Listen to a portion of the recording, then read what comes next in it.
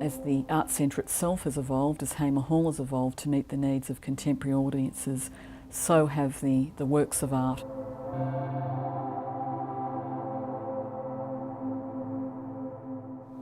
There's a conceptual vision about the nodes of these objects. Imagine the way in which water might come into a cave where crystals or other forms start to grow. So there's interrelationship between nature and culture within the object itself, but it's also within a greater picture of the concept. They all come from the same fundamental base, but they're all uniquely different. So it's that thing of family resemblance. I tend to trust those working here to understand the concept of it. So there's a slightly different look to Joe's development of these organic corners to what I've been developing down there. There are only just slight differences. Everybody's creative energies are all flowing into the work, so it's a bit like everything's energy.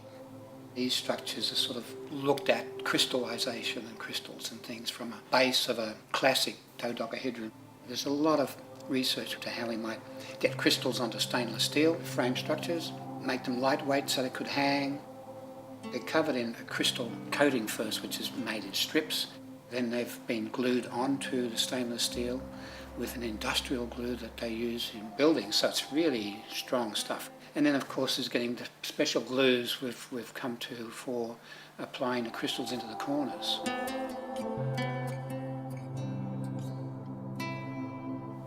They've gone through engineering specifications, they've been signed off by the engineers about, they're going to stay there forever. Each visit you might experience the light and the work quite differently. There's an ongoing engagement. We didn't want it to be static. We can program those LEDs to very subtle shades of pastel colours so that they can complement the crystals. When the venue is just open and people are walking through, they'll see the structures lit up in a beautiful cool white that makes them look very silvery. And when they're attending a performance during the day, the structures will be lit with different temperatures of white, from warm whites to neutral whites to cool whites. And then in the evening, a more animated sequence where the golds and silvers, the metallicness of silence is brought out with shifts through the work, like breath.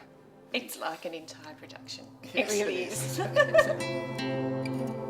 You'll get a sense of them getting smaller as you look further up into the abyss of where these will hang. That's one aspect of the general group aesthetics, but it's also the idea that these things are growing, so there's a slightly smaller one, a slightly bigger one, and a big one. The real spectacle is going to be that looking up from down below, in a sense. And then above that will be the twinkle of the stars, which will be the crystals in the corners, and the spire above. Mystical and beautiful and strange sense of the intimacy of the place, but also an expansiveness that goes way beyond, could be the stars up in the sky.